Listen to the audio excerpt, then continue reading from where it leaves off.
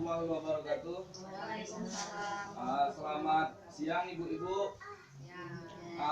Hari ini kita akan belajar tentang modul 6 ya ibu-ibu, tentang pemanfaatkan bantuan sosial dalam pemenuhan gizi dan anak usia dini dan ibu hamil. Jadi sebelum kita melanjutkan ke modul 6, ibu-ibu, ada sedikit yang ingin saya tanyakan. Di sini apakah ibu-ibu masih ingat tentang pembelajaran di minggu kemarin? Ada yang ingat? Jadi di minggu kemarin kita belajar tentang pencegahan dan penanganan stunting melalui pemberian stimulasi pada anak. Jadi sebelum kita melanjutkan ke modul 6, ada sedikit yang ingin saya review tentang pembelajaran kemarin, dan nanti kalau ada ibu-ibu yang bisa menjawab bisa angkat tangan Bu ya. Di sini yang ingin saya tanyakan, bagaimanakah cara pemberian stimulasi pada anak 0 sampai 6 tahun yang baik dan benar? Siapa yang bisa? Tolong angkat tangan. Oke, silakan kepada Ibu Indi untuk menyebutkan jawabannya. Ciptakan rasa nyaman, peluk dan cium anak. Oke, beri aplaus untuk Ibu Indi. Jawabannya tepat sekali Bu ya. Terus untuk selanjutnya, bagi ibu-ibu yang tahu, tolong angkat tangan juga seperti Ibu Indi tadi. Di sini yang ingin saya tanyakan, hal apa yang kita lakukan agar kita bisa benar memberikan stimulasi terhadap anak? Apa yang bisa kita lakukan? Ya.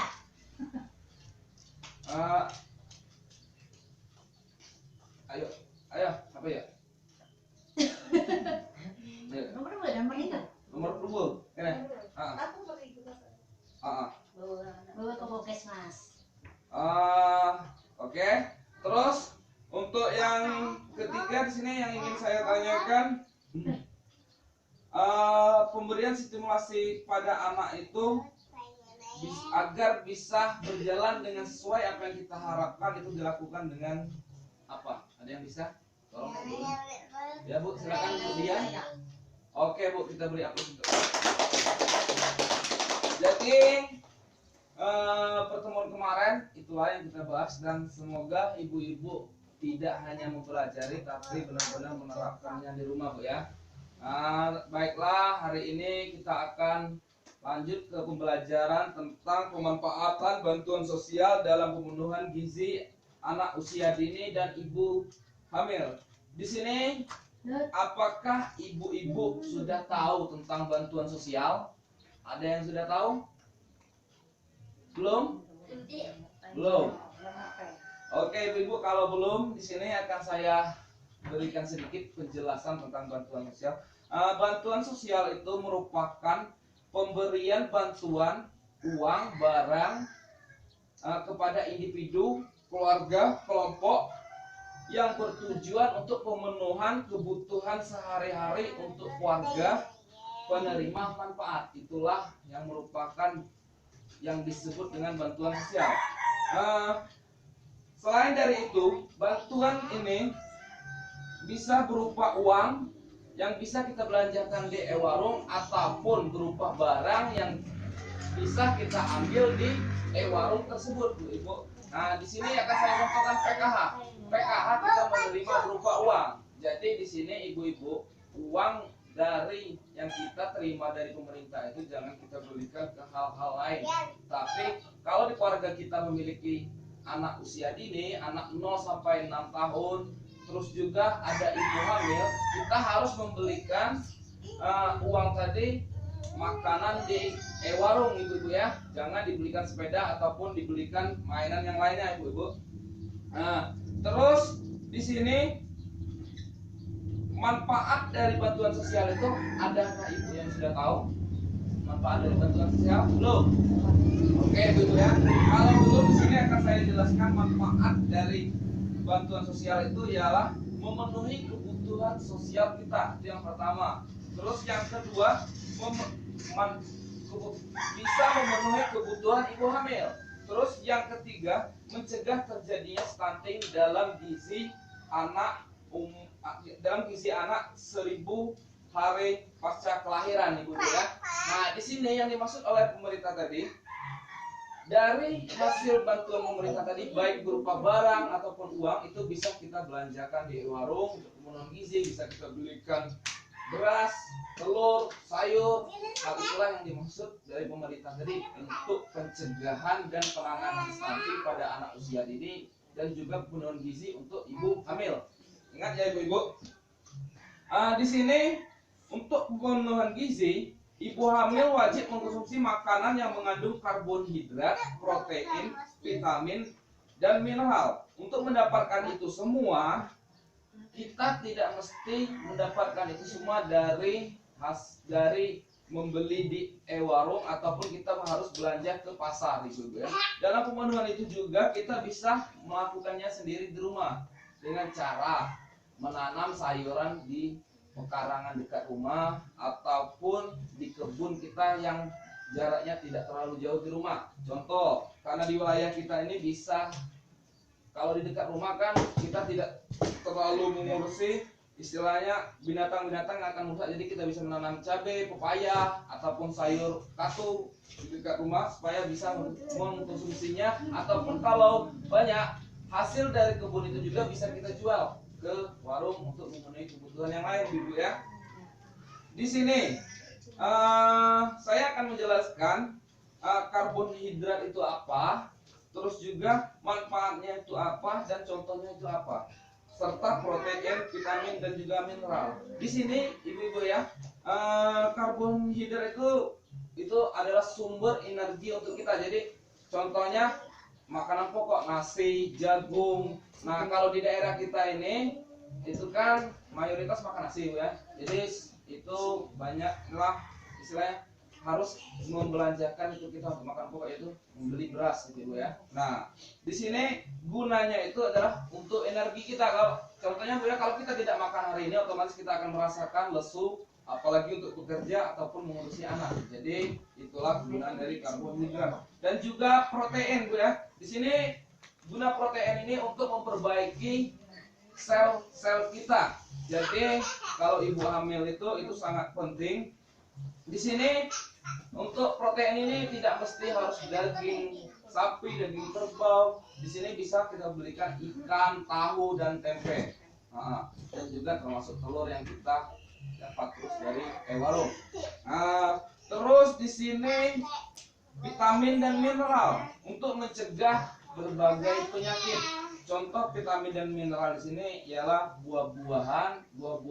Makanya tadi saya bilang pada ibu-ibu harus bisa memanfaatkan pekarangan rumah. Jadi buah-buahan bisa kita ambil dari pisang, nanas, dan juga pepaya tadi. Untuk sayur-sayuran bisa nanam bayam, katu yang bisa tumbuh di pekarangan rumah. Baiklah ibu-ibu, kita lanjut ya. Di sini kita harus mengingat 10 pesan gizi seimbang agar kita bisa memenuhi gizi kita. Di sini 10 pesan gizi seimbang itu, yang pertama nikmati dan syukuri apa yang ada. Terus yang kedua banyak makan buah dan sayur.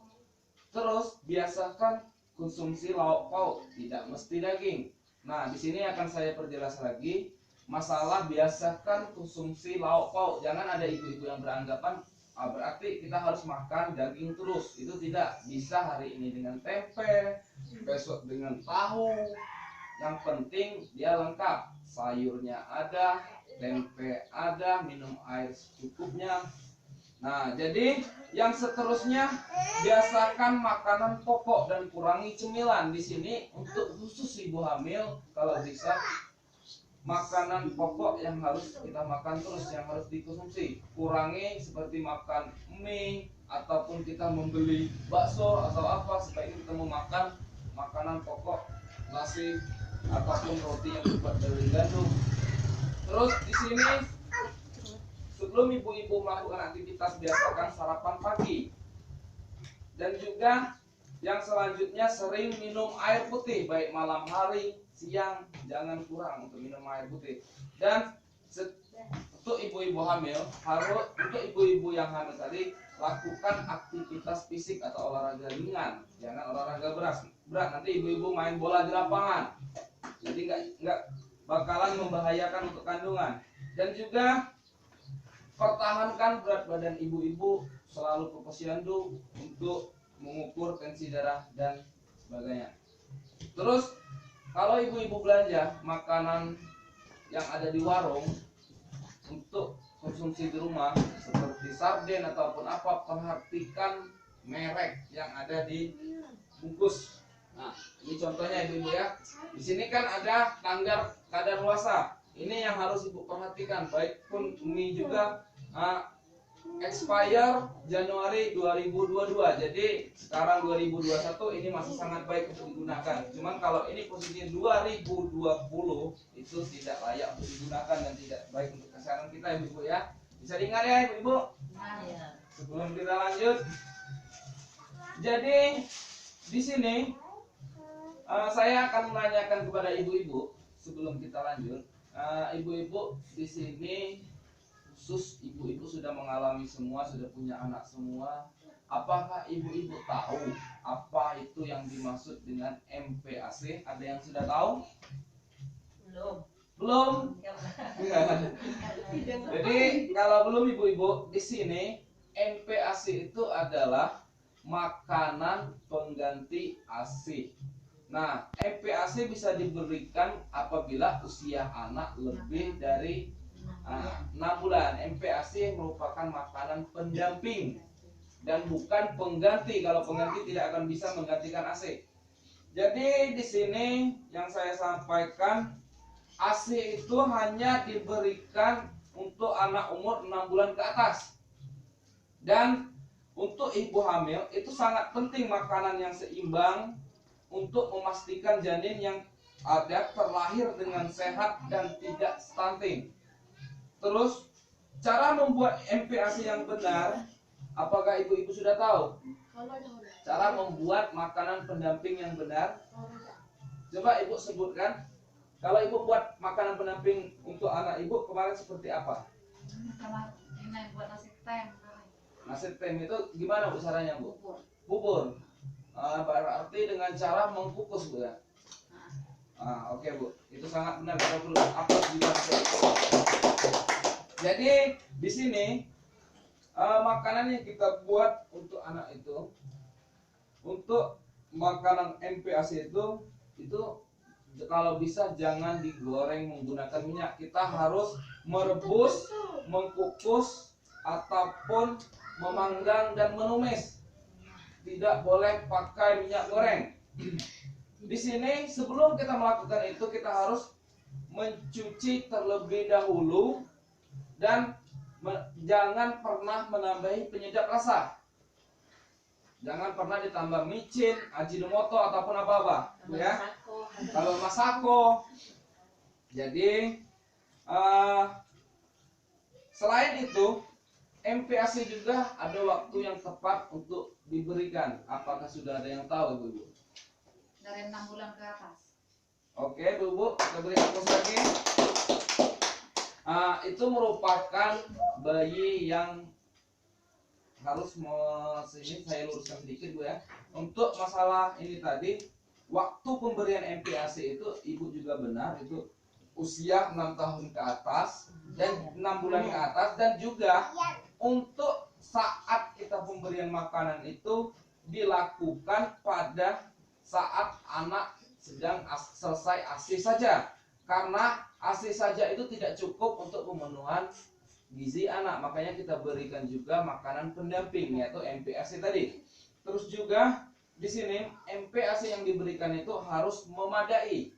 Memadai di sini harus memiliki kandungan gizi. Jangan istilahnya kita buat yang penting anak ini makan kenyang. Jangan seperti itu ya Ibu. Kita harus perhatikan.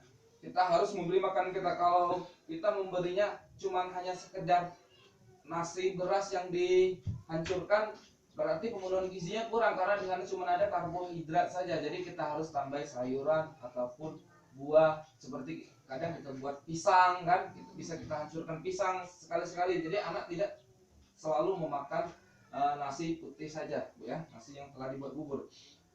Terus juga MPAC itu harus aman Bu ya. Jadi kita perhatikan sebelum kita membuat MPAC itu kita harus memperhatikan bahan yang kita buat itu harus dicuci dengan air yang mengalir, dan juga alat yang kita gunakan itu harus steril, dalam kurung di sini harus bersih Bu ya.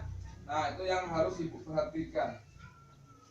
Baiklah, yang selanjutnya itu ibu-ibu, mungkin pertemuan bulan depan kita akan lakukan seperti hari ini juga Bu ya.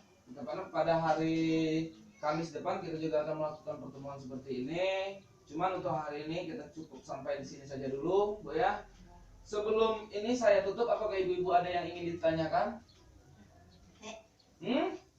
Ah, terus juga untuk ibu-ibu, apakah yang telah saya sampaikan minggu-minggu yang lalu itu ibu-ibu terapkan pada anak ibu? Sudah? Oke Bu ya, terima kasih. Besok akan kita adakan kuis ibu-ibu ya untuk minggu depan. Jadi ibu-ibu harus datang semua. Bagi siapa yang bisa menjawab, besok kita kasih doorprize ataupun hadiah ibu-ibu ya. Jadi sebelum ini saya tutup, ibu-ibu juga harus ingat ini ada beberapa pesan dari pertemuan kita hari ini. Yang pertama, dalam pemenuhan gizi, KPM bisa memanfaatkan bahan lokal ataupun bahan bantuan sosial. Jadi di sini untuk pemenuhan gizi itu ibu-ibu nggak mesti harus bingung uangnya dari mana gitu kan Bu. Jadi di sini bisa kita memetik daun katu ataupun daun bayam yang kita tanam di pekarangan rumah tadi Bu ya. Terus juga bisa memetik pepaya yang ada di belakang rumah. Nah, makanya kita harus membuat kebun sederhana untuk kita memenuhi kebutuhan gizi. Selain itu, kita bisa menggunakan bantuan kita untuk belanja di warung Bu ya.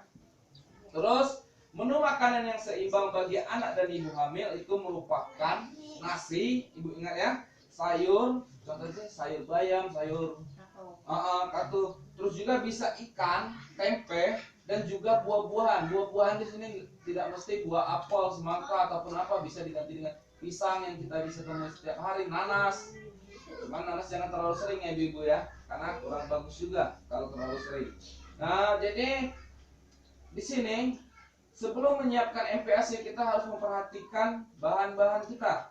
Bahan-bahan harus bersih, terus juga alat-alat harus steril Bu Ibu.